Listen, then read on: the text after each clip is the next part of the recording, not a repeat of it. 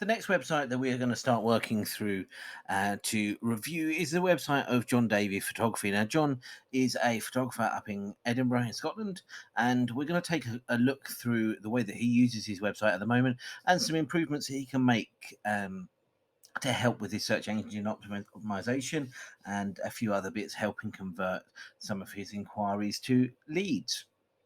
First of all, we arrive at John's website. John's not got a specific logo, so we've got a text area at the top of the page up here, a nice headline, and then we break into a COVID-19 update, which updates people about the things that are going on at the moment with COVID and exhibitions and events, and that's the primary focus of John's work.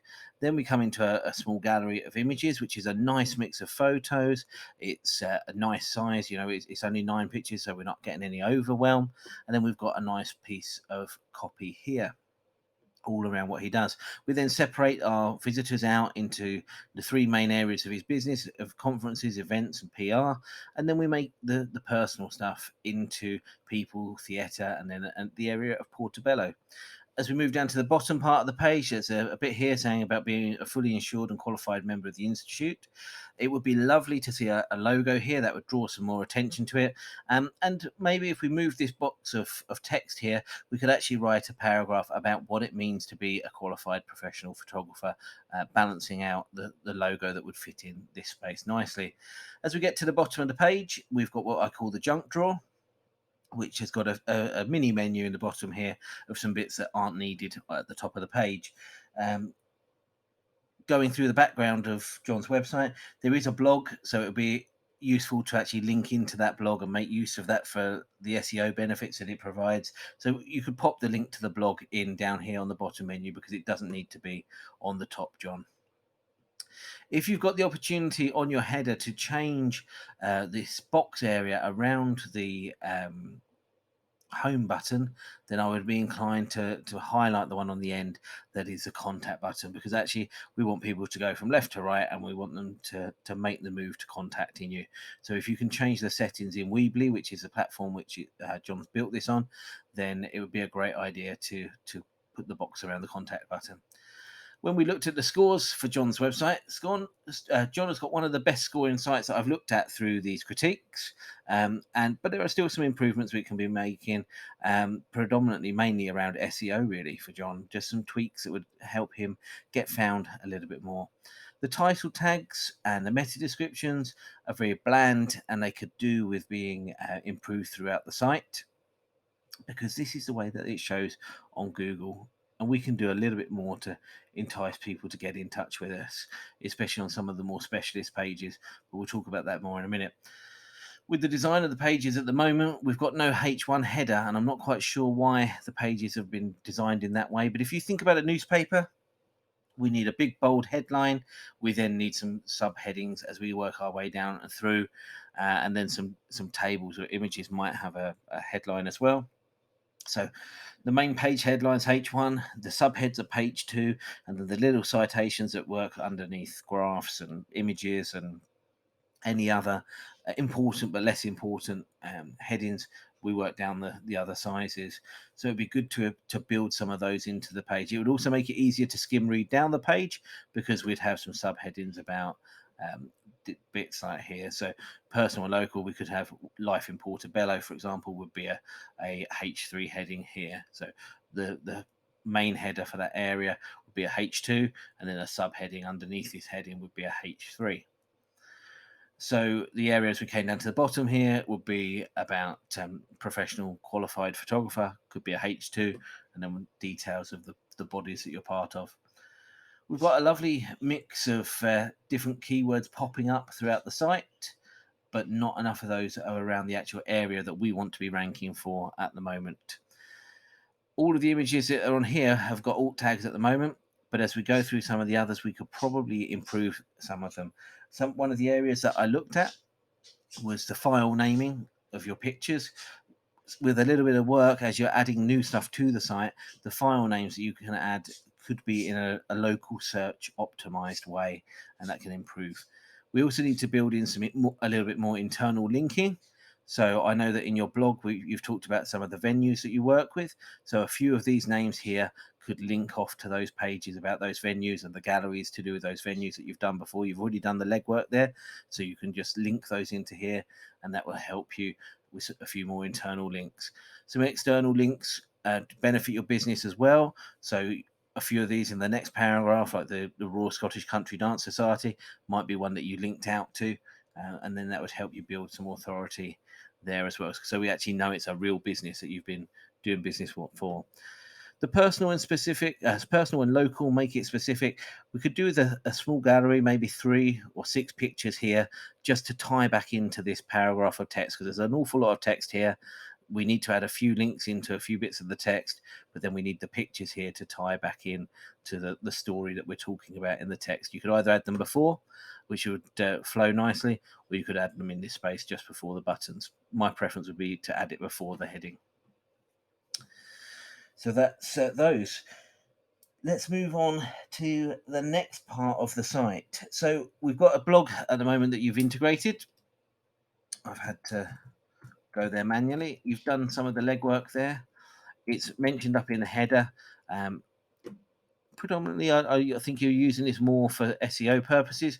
But what I would do with these blog posts is I would use some of these on your social media, and link your social media post back to these parts of your website. A lovely gallery of images here, works really, really nicely. That's quite a nice article to post across to your social media to keep people interested in what you're up to. Make sure that again that these images are named in the right convention before you upload them, and that they're actually linking back through in a way that's going to benefit your SEO. I imagine with the amount of mentions of Portobello that you probably rank quite highly for the term Portobello, probably more than photography in some of the local area parts.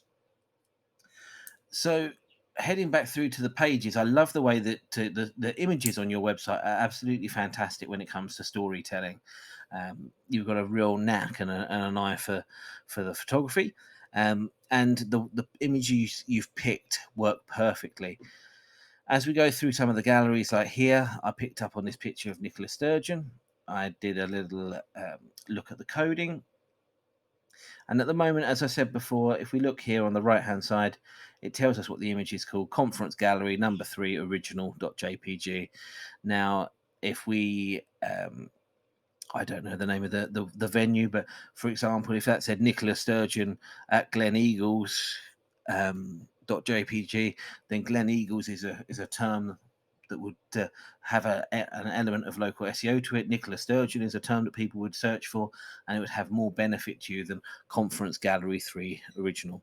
So I will write a blog post about naming of files, but there's some work that you can do when you're putting the galleries together that will actually mean that the actual file name and the alt text and the description that you add to the picture really does do you some good, rather than just sat there.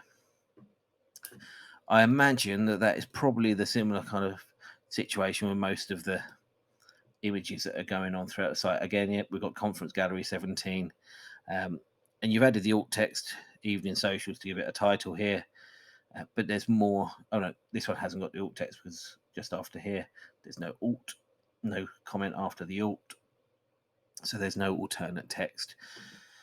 Again, it's time consuming, it takes effort, and it takes some discipline, but it can really benefit you in the long run when it comes to your search engine optimization.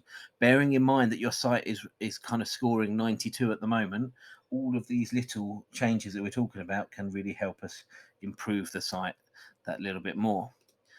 What I loved about the site is you were very clear about what a day's coverage is. I would lose this text here with an underline, and I would make sure that this was a button. One of the things I would do when we do calls to action, we want people to get in touch. We want them to call us today. It needs to be direct. It needs to be get in touch. You could add that hyperlink to contact me, to feel free to discuss requirements. You could add a hyperlink in there, but this needs to be a button that they're going to click that's going to take them through to your contact us page. Now, for me, that button needs to either be white on this purple background, or it needs to be bright blue, like this like most hyperlinks that we're used to seeing now in text, we're used to seeing a blue button. So I would have those calls to action. Again, at the bottom of the page here, there would be another call to action saying, planning your event. Contact us today to book your date. Make it direct. The reason they're coming here is to book you as their photographer. So we need those to be direct calls to action buttons that people can really work it well. With these bits here, the text is laid out in a nice way. It's a list of information. I would just add bullet points to those just to make it visually a little bit easier on the eye. As we go through, you mentioned some venues. As I said before, they're in the blog. We need to be clicking across to those in the blog just so that it ties up some internal linking. I ran some SEO analysis on your site in the background here. One of the tools that we use within our business. I looked at the page titles. We've got quite a few here that are duplicated across different areas. They're duplicated here across parts of the blog. You've used the term photographic assignments and then various assignments. I would change this from assignments to case studies, and then name the company or case study and name the location, and then that gives us some SEO ability. We don't need John Davey photography necessarily in the page titles of every single page. We could have Edinburgh PR photographer, we could have Edinburgh conference photographer, all sorts of different things in these terms, so that we're actually pulling the site in via SEO into different conversations, depending on which page that people are going to. But there's some work there. We've got to remove the duplicates. There's 30 duplicate pages. Some of them are too long, so they're getting truncated when they're appearing in Google. And some of them are too short because Google wants us to have an optimum kind of size on the page titles. The next important one is what's called our meta description. That's that little bit of text that pops up underneath our name and title in Google. And as we can see here, there's 44 of your pages that have got no page description to them. So for example, this one here about theatre, or this one here about in the studio, there should be a page description that's going to entice you to click on that link when it pops up in Google. And at the moment we're missing a trick because there's 44 of these pages that are missing a meta description. And as you head down through the others, we've got a few comments about Edinburgh, but we can make that a lot more location based to make sure you're popping up in more conversations when people are searching for you in Google. Next, we look at the H1 and H2 headings, and a similar kind of position. There are quite a few pages, 24 pages, that are missing a H1 heading. There are 17 pages that have got a duplicate. Google doesn't like duplicates, so we should be changing the wording on some of these. It's a little bit difficult with these ones when we've got, for example, an event name. But you can spice these up a little bit with a little bit of creativity. So that was the H1s. There's a lot of pages here: location, portraits, vacation photographer, about, where there is no reason why you shouldn't have a H1. Again, with contact, the shop, headshots, all of these should have a H1 heading through them. And then H2s, we at the moment have got 46 that are duplicated. And we've got generally a lot of H2s, and I wonder if that's mainly because of the theme that you're using. But this one here, for example, appears as leave a reply, which is the comments on our page. So maybe if we added some more text into here, and we can always go back and do this after an event. So this was done back in 2019. We could go back into this now. We could add a couple of events about this venue. And what the gathering was about, and just write 300 to 500 words and pop a title heading into there. 300 to 500 words sounds like a lot. It's 2 or 3 paragraphs of text about an event, and that gives us some content there to be searchable under search engine optimization. So H1s, H2s, we've talked about page headers and descriptions. Then lastly, we look at our images. And if you look at all of your images, they tend to have a number. Some of them you've started to do some bits like vacation photographer to tell you which areas they're in, but you could be putting something like vacation photographer Edinburgh and then a file number. You could be putting something like headshot photographer Edinburgh, the file number, and then that would start to tie up your pictures with the area that you're living and working in and the references that you're making. So there's just a brief background into how we can improve some of the SEO on your site. We've got some really great elements to your website. The visual storytelling is absolutely fantastic. I love the pictures. I love the way that you've started to do some work with the text, and I think that every single page should be having a very clear call to action about getting you involved in doing their photography. So I would intersperse a couple of different places along the page, because people don't always look at everything, because they can see whether you're competent very, very quickly, and we then just want them to get in touch, which leads us to the contact us page.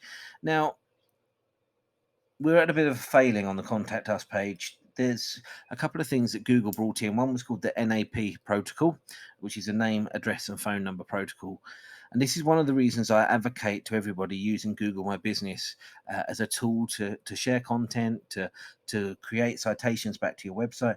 Because with the NAP protocol, Google wants us to have a name, address, and telephone number, and it wants to validate those against other citations about your business across the internet. It's how it knows that you're still in business, that you're still at the same venue, that you're still have got the same telephone number. And it's using tools like Google My Business's app that you can update your office hours, and with all the COVID, you could put messages on there, and it just helps Google link back to your site and say, hey, this guy's still in business. This isn't an old dormant website. They're still here. They're still doing stuff, and we still need to make sure that they rank.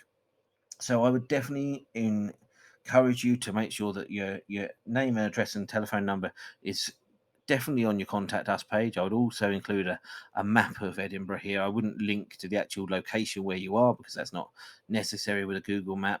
But if it shows the area that you cover, is quite important. And I'd add some text there as to the kind of zones that you're happy to travel to and photograph in. So if you just cover Edinburgh, that's fine. I'd put there very clearly that you'd only undertake commissions in Edinburgh, or that you cover, 20-mile radius, or those kind of details here as well. For a lot of the sites that we're producing at the moment, we're including the name, address, and telephone number down here in the junk drawer at the bottom. So it's actually visible on every single page. So it means that Google can do its work. All in all, a very nice, clean, well-designed website that's easy for people to use, easy for people to access, and should be ranking really well in Google. Just needs a few tweaks to keep up to date with some of the latest standards. But I've really enjoyed going through your work, John, and you're a real good storyteller, and loved looking at the pictures that we went through. Thanks very much. I'm Jamie Morgan, and we were reviewing the website of John Davey Photography today.